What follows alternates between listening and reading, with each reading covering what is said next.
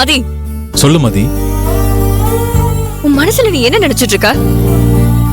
மகிழ்னி எதுக்காக நீ வீட்டை விட்டு போன்னு சொன்ன? உங்க அம்மா அப்படி சொல்றதுல ஒன்னும் ஆச்சரியம் இல்ல. மகிழும் அத பெருசா எடுத்துக்க மாட்டா. ஆனா நீயே உன் வாயால வீட்டை விட்டு போன்னு சொல்றியே, அவ எவ்வளவு வேதனைப்பட்டிருப்பான்னு கொஞ்சம் யோசிச்சு பாத்தியா? அவளுக்கு யாருமே இல்லாததுனாலதானே அவளை நம்ம கூட வச்சிருக்கோம். இப்படி திடீர்னு அவளை எப்படி தனியா அனுப்பி வைக்க முடியும்? எல்லாமே எனக்கு புரியுது மதி. எனக்கு மட்டும் அவளை பத்தி கவலை இல்லைன்னு நினைக்காத. ஆனா எனக்கு வேற வழி தெரியல. இங்க பாரு ஆதி, மகிழ பத்தி எனக்கு நல்லாவே தெரியும். அவ சாதாரணமா யார பத்தியும் தப்பா சொல்ல மாட்டா. ஆனா அவளே ஸ்வேதாவை பத்தி சொல்றானா, அது ஏன்னு யோசிக்க வேண்டாமா? அவளுக்கு ஸ்வேதா மேல ஸ்ட்ராங்கா சந்தேகம் வந்துருச்சு. அவ சொல்றதுல ஏதோ ஒரு உண்மை இருக்கா ஆதி? மதி, சந்தேகப்படுறதுக்கு ஒரு அளவு இல்லையா? அவளும் உங்களை மாதிரி ஒரு பொண்ணு தானே.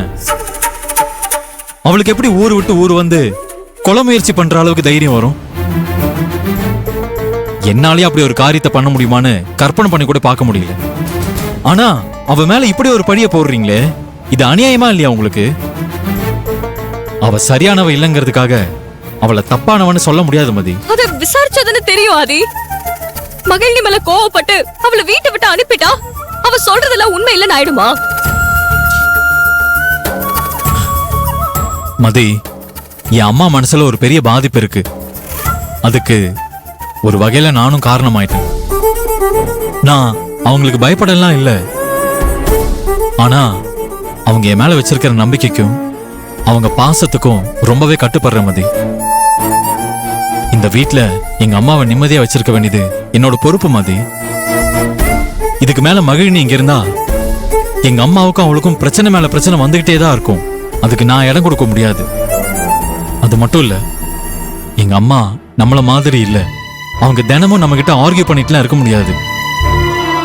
அவங்களுக்குன்னு ஒரு கௌரவம் இருக்கு மதி.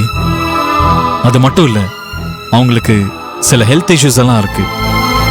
நாம வரும்போது எங்க அம்மா கிட்ட இப்படி எல்லாம் பேசக்கூடாதுன்னு மகிழினி கிட்ட சொல்லிதானே கூட்டிட்டு வந்தேன்.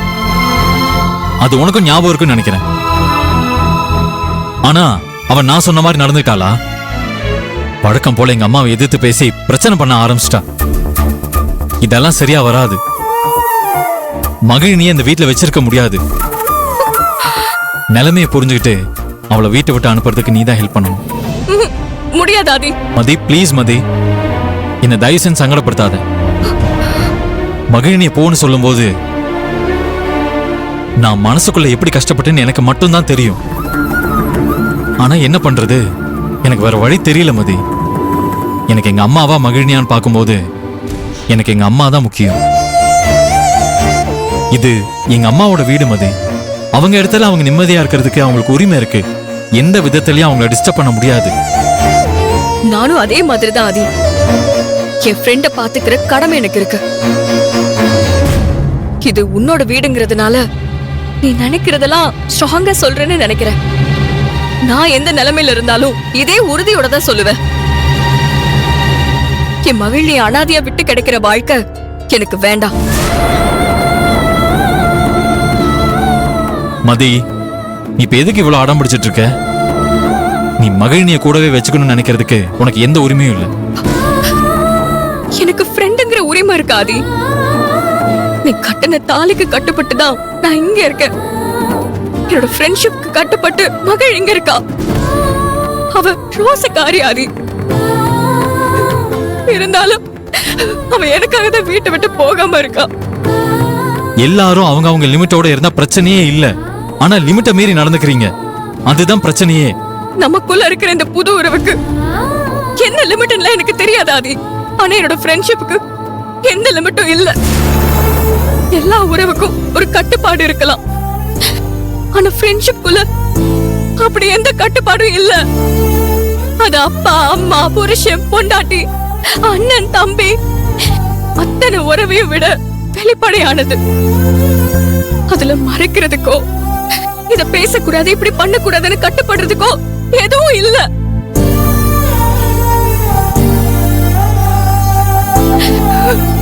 சரி மதி, இப்ப நீ கடைசியா என்ன சொல்ல வர? மகிழ்ச்சியை வீட்டை விட்டு அனுப்புறதுக்கு நான் ஒத்துக்க மாட்டேன்.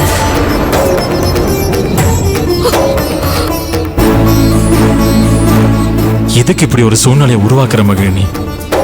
உன்னை வீட்டை விட்டு அனுப்பிட்டு நான் மட்டும் நிம்மதியா இருந்தேன்னு நினைக்கிறியா? லவ் பண்ண பொண்ணை யாரும் இல்லாத அனாதையா பாக்குறது எவ்வளவு பெரிய கொடுமைன்னு எனக்கு தான் தெரியும் மகிழினி.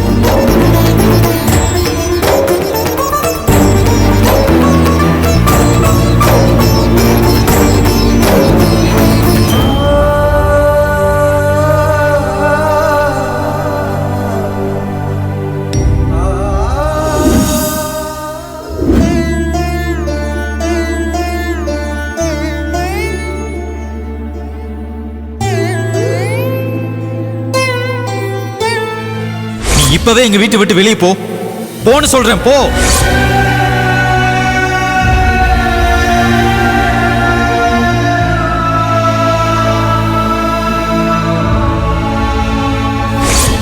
எங்க அம்மா என் மேல வச்சிருக்கிற கொஞ்ச நெஞ்ச நம்பிக்கையும் கெடுத்துடுவா போல இருக்கு. ஆதி, நீயும் நானும் காதலிச்சது ஒரு காலம். அது என் மனசுக்குள்ள என்னைக்கும் அழியாம இருந்துகிட்டே தான் இருக்கும். எனக்குள்ள இருக்கிற உன்னோட நினைவுகளை மறக்கணும்னு சொல்றதுக்கு யாருக்கும் அதிகாரம் இல்ல. உன் நினைவுகளை மனசுக்குள்ள சுமந்துட்டு இருந்தாலும் உன் கூட நான் சேரணும்னு நினைக்கல ஆதி. அந்த மாதிரி ஒரு எண்ணம் எனக்கு கிடையாது. நீ மதிக்கு சொந்தமானவன். என்னோட ஒரே லட்சியம் உன்னையும் மதியையும் சேர்ந்து வாழ வைக்கிறது தான். அதுக்காக மட்டும்தான் நான் முயற்சி பண்ணிட்டு இருக்கேன் ஆதி. எப்படியாவது உங்க 2 பேர் மனசையும் மாத்தி உங்களை கணவன் மனைவியா சேர்த்து வைக்கணும். அப்புறம் மீனாட்சி மேடம் மனசையும் மாத்தி மதி அவங்க மருமகளா ஏத்துக்க வைக்கணும். அப்புறம் ஸ்வேதாவால மதியோட வாழ்க்கைக்கு பிரச்சனை வராம பாத்துக்கணும். இதுதான் என்னோட டார்கெட்டா இருந்தது. ஆனா இப்போ இதை விட பெரிய டார்கெட் வந்திருக்கு ஆதி. ஸ்வேதா மதிய கொல்லணும்னு தீவிரமா முயற்சி பண்ணிட்டு இருக்கா. அவளை பத்தி சொன்னா இங்க யாருமே நம்ப தயாரா இல்ல. ஸ்வேதாவை தப்பா சொன்னா உனக்கு ஏன் கோவம் வருதுன்னு எனக்கு புரியல ஆதி. உங்க அம்மா வேணா அவங்க அண்ணன் பொண்ண குறை சொல்றேன்னு கோவப்படலாம். ஆனா நீ கோவப்படக்கூடாது ஆதி. மதிக்கு நீ தாலி கட்டி மனைவியா ஏத்துட்டு இருக்க. அவளை பாதுகாக்க வேண்டியது உன்னோட கடமை ஆதி. நீ எப்படி ஸ்வேதாவை பத்தி தெரிஞ்சுக்காம இருந்தா உன்னால எப்படி மதிய பாதுகாக்க முடியும்? அதனாலதான் ஆதி, நீ என்னை எவ்வளவு அவமானப்படுத்தினாலும் நான் இந்த வீட்லயே இருக்கணும்னு நினைக்கிறேன். என் மதிக்கு எந்த ஆபத்தும் வர விட மாட்டேன். ஸ்வேதாவால மதி உயிருக்கு ஆபத்து இருக்குன்னு உனக்கு ப்ரூவ் பண்ணி காட்டுவேன் ஆதி. அது வரைக்கும் என்ன நடந்தாலும் நான் இந்த வீட்டை விட்டு போக மாட்டேன்.